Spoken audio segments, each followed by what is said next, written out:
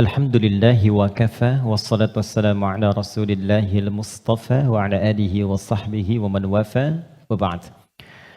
Keluargaku, teman-teman di musyawarah yang saya senantiasa berdoa semoga seluruhnya tanpa kecuali dirahmati, dimuliakan dan diridhai oleh Allah Subhanahu wa taala.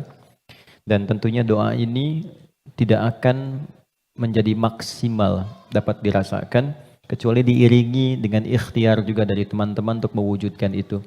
Ketika seorang ibu memohon kepada Allah, ya Allah jadikan anakku anak yang saleh.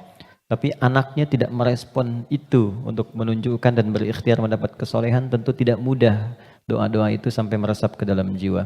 Karena itu sekali lagi mudah-mudahan apa yang seringkali kami mohonkan kepada Allah Subhanahu wa taala ada kekuatan dan keyakinan dari teman-teman juga untuk menjemputnya sehingga menjadikan kehidupan dan ranah yang kita pijak dalam pekerjaan profesi apapun menjadi bernilai dan membahagiakan baik di dunia ataupun di akhirat. Baiklah, hari ini kita belajar sesuatu yang sangat penting sekali. Dan ini bila mampu kita olah dengan baik akan menghadirkan puncak kebahagiaan tertinggi. Dan seringkali masalah yang dirasakan oleh setiap orang sumbernya atau puncaknya dari titik ini. Kita akan belajar tentang nafsu. Nafsu. Sering dengar ya? Nafsu, tapi barangkali kita akan olah itu dari pendekatan Al-Quran. Bagaimana nafsu itu diterangkan, seperti apa mengelolanya, dan bagaimana cara mengimplementasikan dalam kehidupannya. Kita bagi dalam 2 sesi, barangkali nanti kita akan ada pemaparan dan kita diskusi untuk mendalami apa yang mungkin kita bisa diskusikan.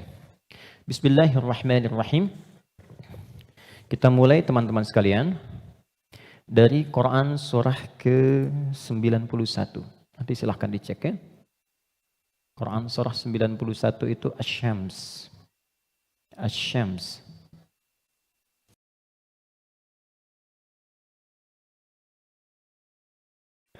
Ayat 7 sampai 10. Oke, pelan-pelan.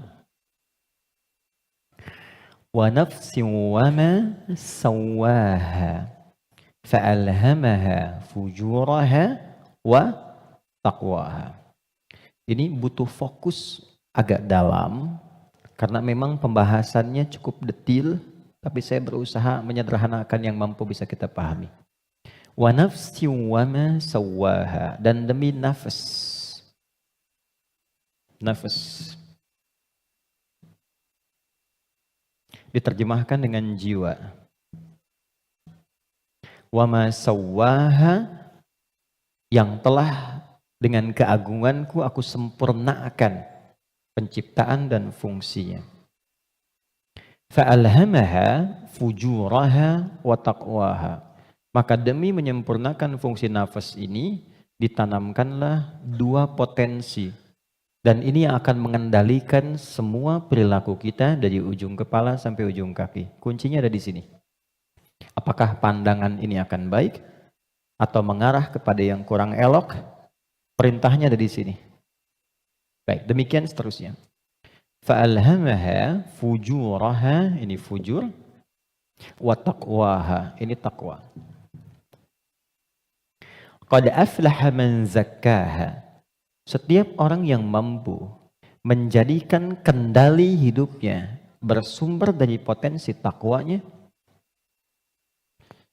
maka seluruh perilaku hidupnya dari ujung kepala sampai ujung kaki akan mengantarkan ia pada kesuksesan dan kebahagiaan dari semua aspek kegiatan yang ia lakukan dalam hidup.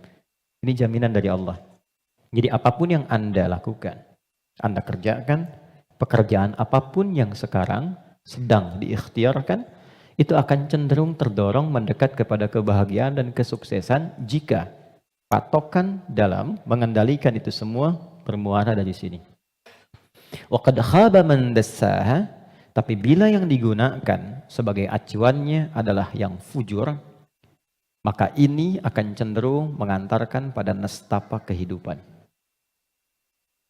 Tingkat yang paling rendah, khaba itu tingkat yang paling rendah. Mendapatkan celaan, hinaan, cacian, macam-macam, bahkan sebelum berpulang. Ya, yang tidak paling menyenangkan itu hidupnya dicela, wafat dicaci, pulang ke akhirat disiksa. Dan itu yang tidak paling mengenakan dalam kehidupan. Nah sekarang dari satu surah ini, dari ayat 7 sampai 10, kita ingin dalami lebih kuat. Dan pendalaman ini menuntut kita untuk lebih fokus karena ini kaitan dengan diri kita sendiri. Apa itu nafas? Itu dulu. Nafas itu apa? Jiwa itu apa?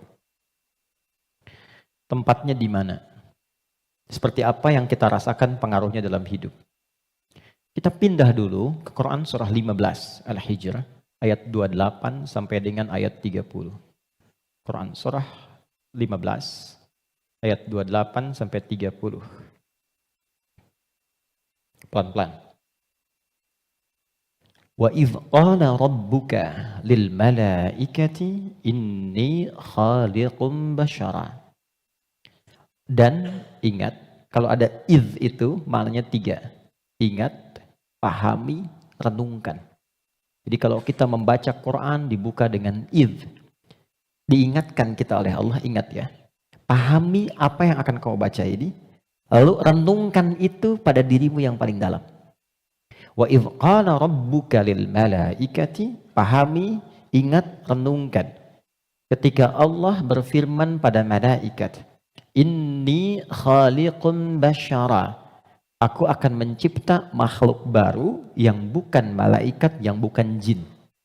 Jadi sebelum Allah mencipta kita manusia disebut dengan basyar di sini, maka sudah ada malaikat dan jin terlebih dahulu. Urutannya malaikat dulu diciptakan dari cahaya, nur. Lalu jin diciptakan dari api, nar. Ya, baru kemudian kita manusia, basyar. Karena itu ayat manusia 28, ayat tentang jinnya 27-nya. Jadi kalau Anda lihat ayat 27 di Quran surah 15, wal janna khalaqnahu ya min qablu min naris samum. Sebelum manusia ada jin dulu urutannya diciptakan. Nanti jin ini sebagiannya ada yang tinggal nanti dengan malaikat di alam langit, tapi di alam tersendiri dari